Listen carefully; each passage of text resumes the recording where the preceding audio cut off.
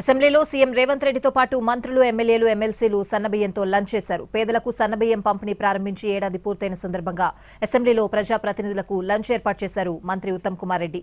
CM Revanth Reddy పక్కనే కూర్చుని భోజనం చేశారు కోమటిరెడ్డి, రాజగోపాల్ రెడ్డి.